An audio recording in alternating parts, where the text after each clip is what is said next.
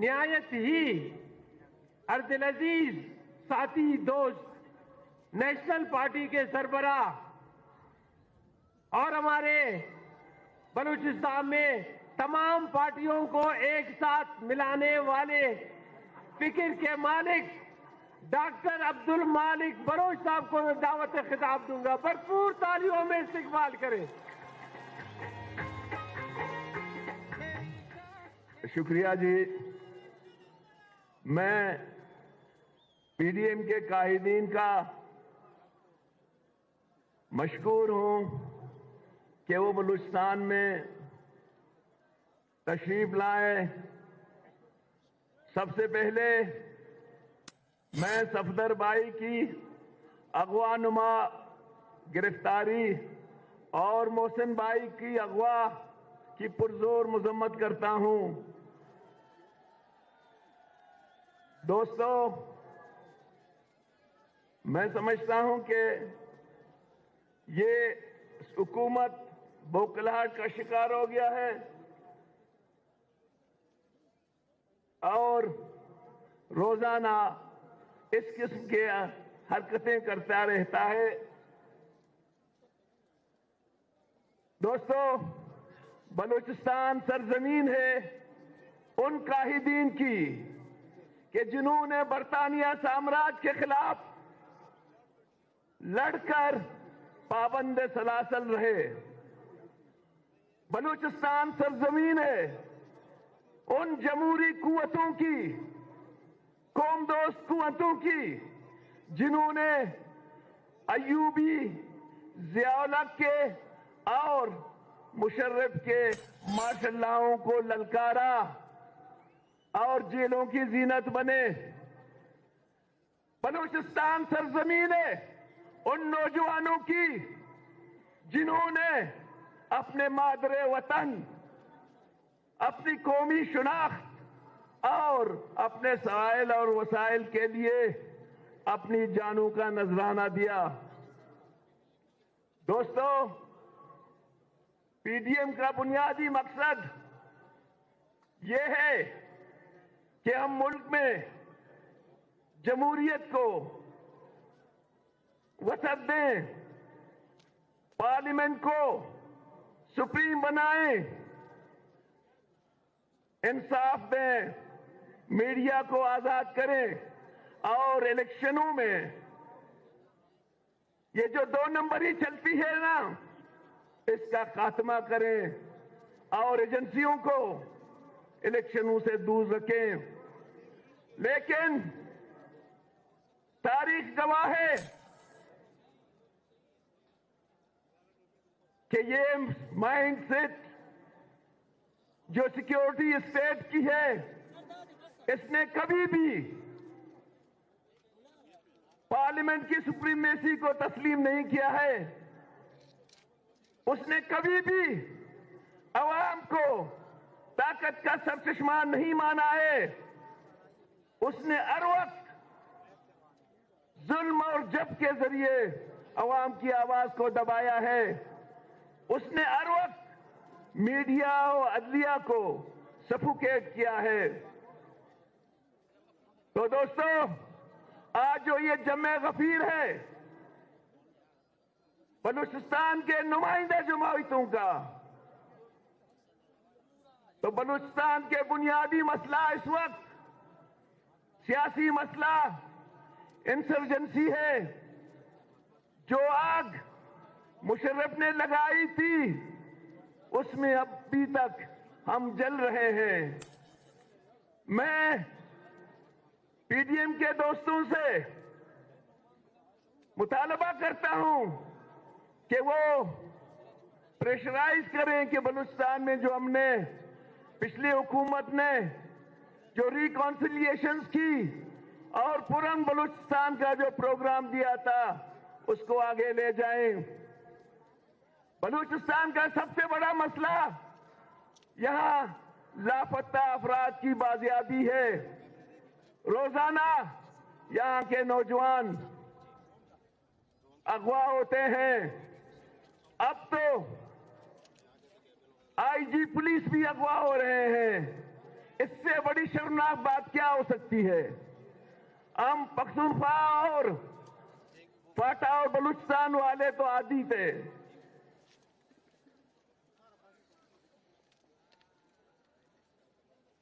دوستو، بلوچستان کے ساتھ 72 سالوں میں زیادتیوں کی ایک لمبی قطار ہے. پاکستان کے آئین میں لکھا ہوا ہے گیس جس صوبے سے نکلے گی اس صوبے کو سب سے زیادہ شیئر دیا جائے گا. شاید آرٹیکل 158 ہے.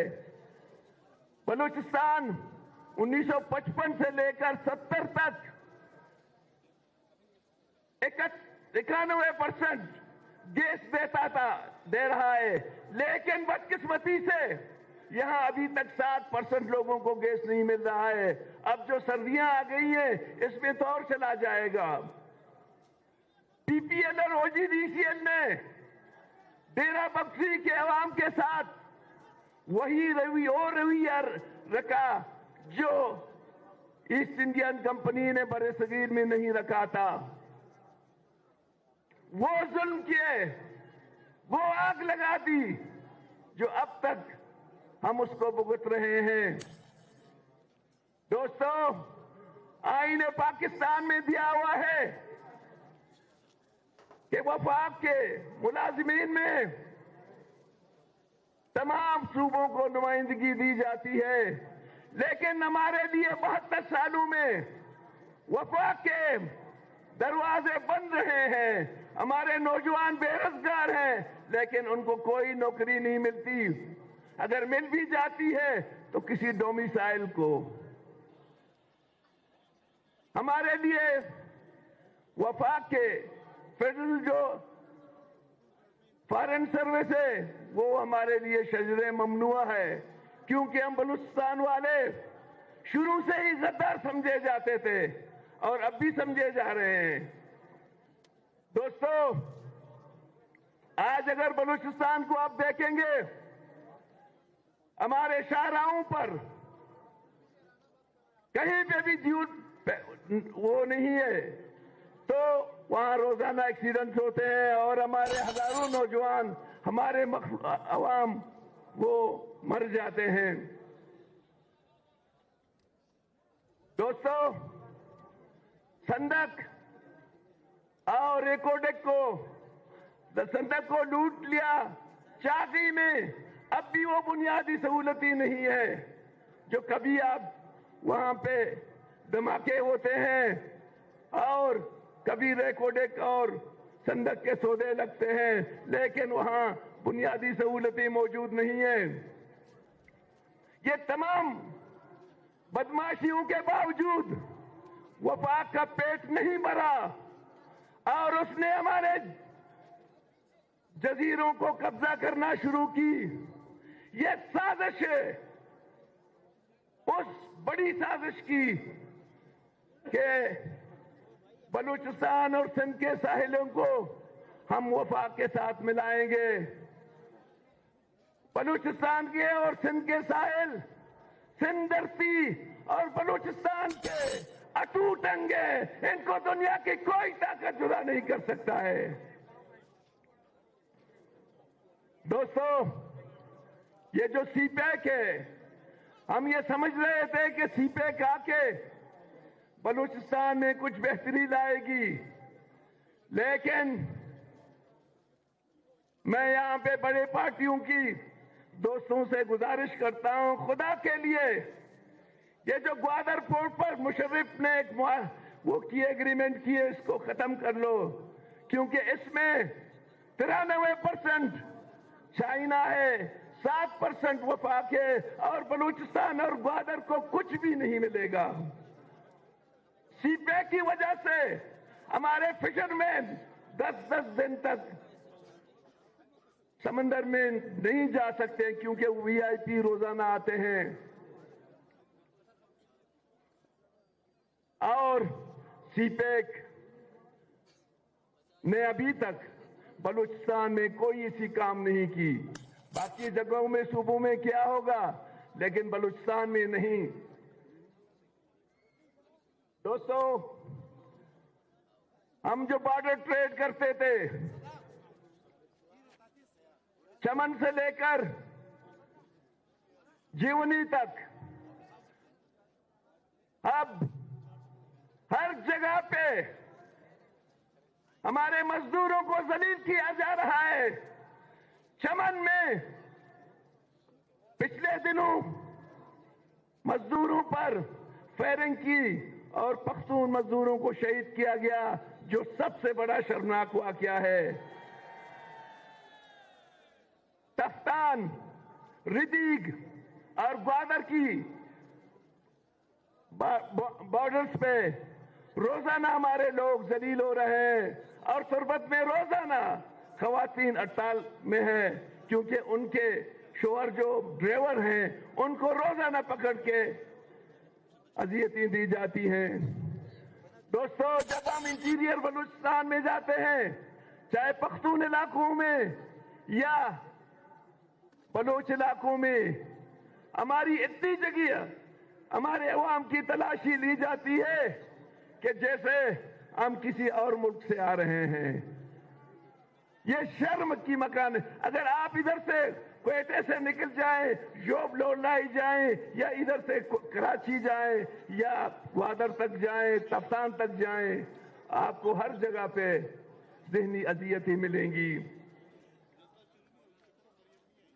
دوستو، ہماری سب سے بڑی آمدنی ہماری زراعت ہے. یہاں پہ بجلی پاکستان میں اگر لاکھوں وولٹیج زیادہ ہو، لیکن یہاں ہمارے پاس چونکہ لائنیں نہیں ہیں، ہم ہمیشہ اندھیرے میں رہتے ہیں. ہمارے پاس جو کیرینگ کیپیسٹی ہے وہ 1000 سے نہیں زیادہ نہیں ہے.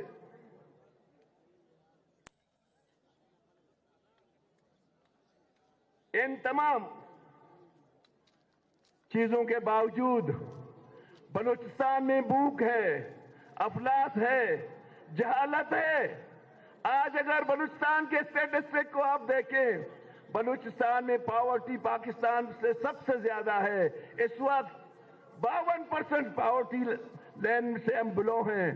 Maternity rate, infinite maternity rate ہم سے سب سے زیادہ پاکستان میں بلوچستان میں ہے.